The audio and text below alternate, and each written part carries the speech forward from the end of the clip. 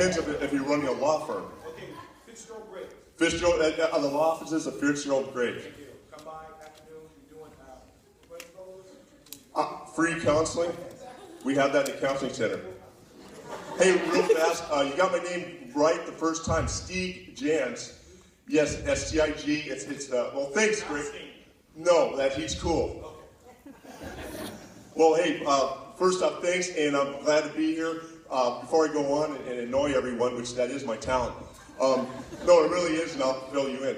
But first off, I want you just to take a moment to look around. I mean, seriously, look at the audience here. You know, I've been at some universities that had talent shows, and this is by far the largest and best organized program. So this is unbelievable.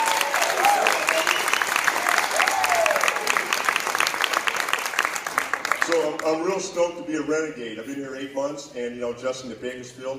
I moved from Colorado here, and people go, "Wow, Bakersfield." Well, I grew up in Los Angeles in the San Fernando Valley in the '70s, so the air quality is actually better here now. And I want to, the talent here, you guys really have talent. I mean, it's unbelievable. And we have like Barbara Streisand and Charlie Pride, and we got, all these great talent songwriters. It's unbelievable. Like, seriously, I'm humbled, and I have no business up here. But great job. Thank you. So, anyway, my name is Stig, S-T-I-G, and it's a name that has haunted me for my whole life. Obviously, my mom and dad chose that. And it's a Swedish name. And people would always go Stig, Stag, it's always Steve. So when I said, third grade as an example, the teacher would say like Hopkins, Huffman, Ignatowski, and then they'd pause. And just like our wonderful MC said, I hope I don't get this name right. Of course, when you're an 8-year-old, they don't say, I hope they don't get this name right. They would say, Stig Jantz? And I would say, no, Stig Jantz. And then they'd correct me, well, actually, it should be Stig, or spelled with 2 E's if it's Stig.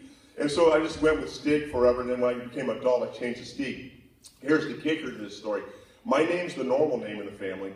I have younger brothers who are twins, and they're fraternal twins, and their names are Fox and Wolf. And those are really names, real good names, and they're tough guys. And then we had a dog named Mike. So Stig, Fox, Wolf, and Mike the dog. In my name, I'm not making this up. We're actually in Granada Hills, California.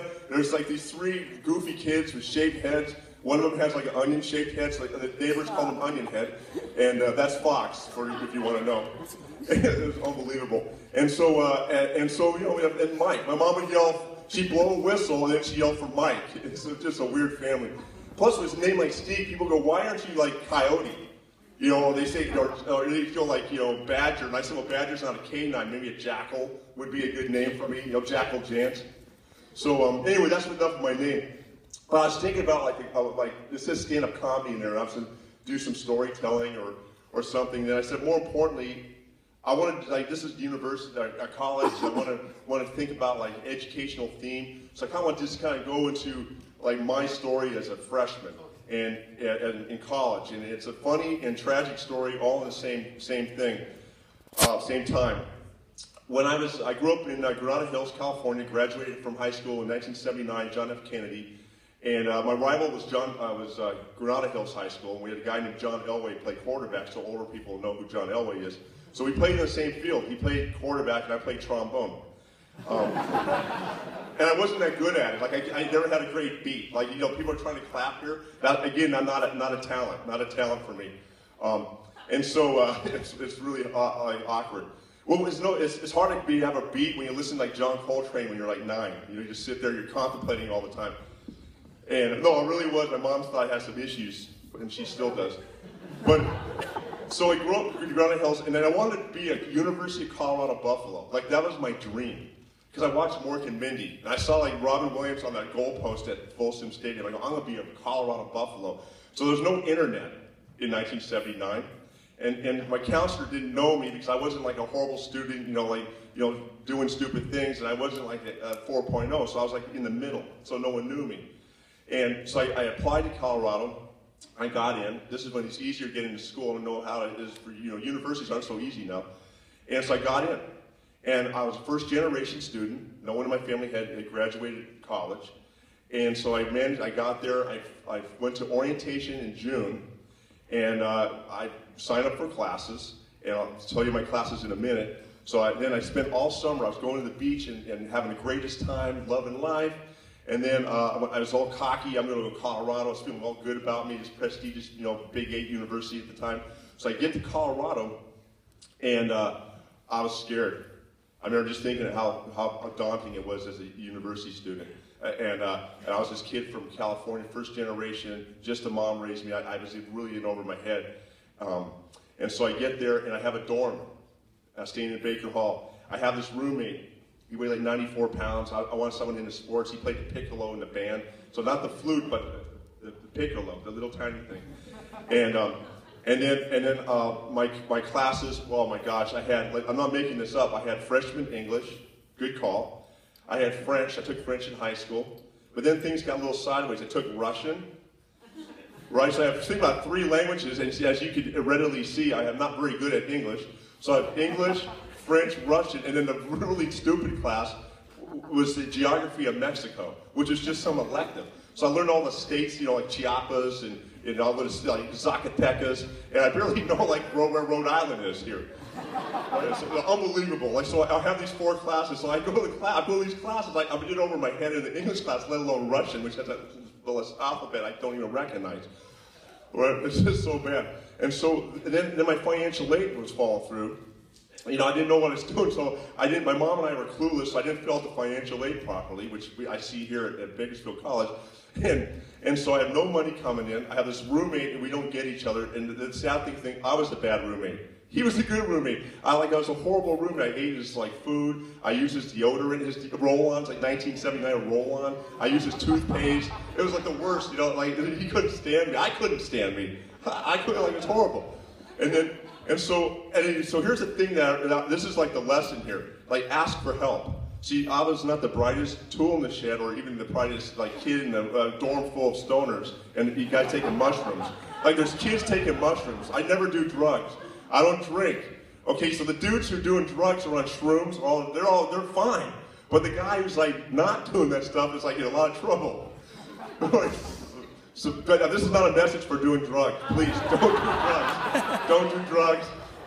Ask for help. Ask for help, not from the drug dealer. Ask for help. Please. What a moron. So I don't ask for any help. I don't go to financial aid. I don't talk to an academic advisor. I do nothing. I just sit in my room and play backgammon with a kid who's on mushrooms.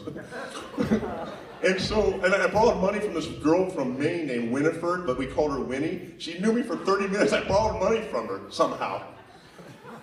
It was a miracle. So I bought my books, and the Russian book was really expensive, even in $1979. I go, whoa, this is insane. So I'm not going to be a Russian major because I'm cheap. So I have these rotten classes.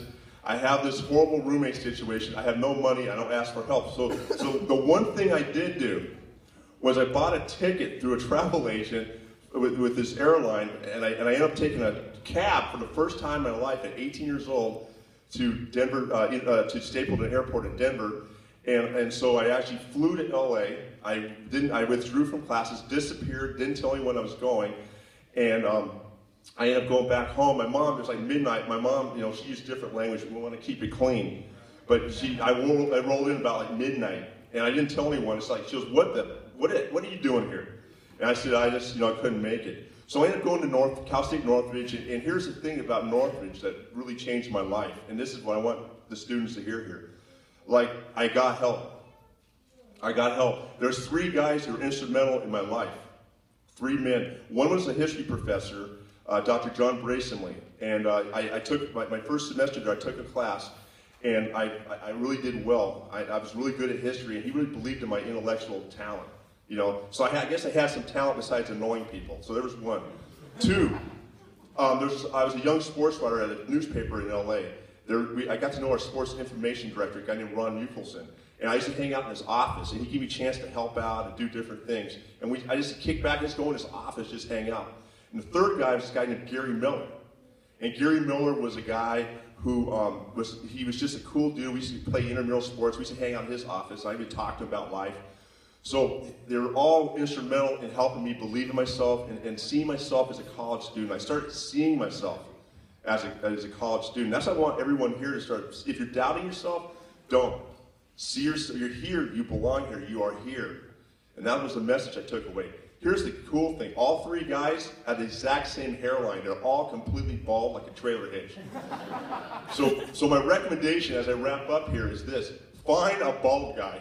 Find your bald guy. Find your person who's to get you through here. Like, I mean that. Find a bald guy, somebody who's going to carry you through BC. There's got to be someone who believes in you, who loves you, who cares about you. Okay? That's the final message. Get help. Stay away from drugs. They might look like they know what they're doing, but they don't. Okay? They're hallucinating. What can they know? Right? And the last thing, I ponder things. I got one question. I've been thinking about this. Like, you see people eye roll, like this, they just do eye rolls all the time. When did that happen? Like, who was the first person who came up with the eye roll?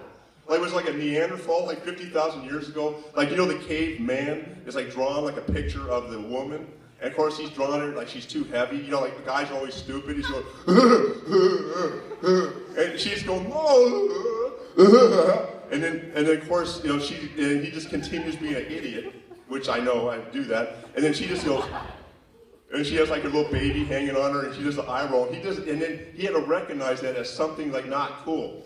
So I always wondered about the eye roll. So now I tell some of my students about this idea I have, and then now we do the eye roll, just like, hey, it's interesting, it's funny, and obviously I wouldn't study anthropology. Is there any anthropology majors here?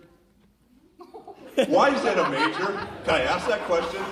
I'm serious. I've been thinking about this as I think about the eye roll. Why are there anthropology majors? What do you do with that? Besides studying anthropology, are you a car salesman? How many car salesmen you meet? Yeah, I was an anthropology major and I couldn't do anything with it, so I still, Subarus. It's just like my thing. Subarus, anthropology, kind of go hand in hand. Hey, thanks guys, I really appreciate it.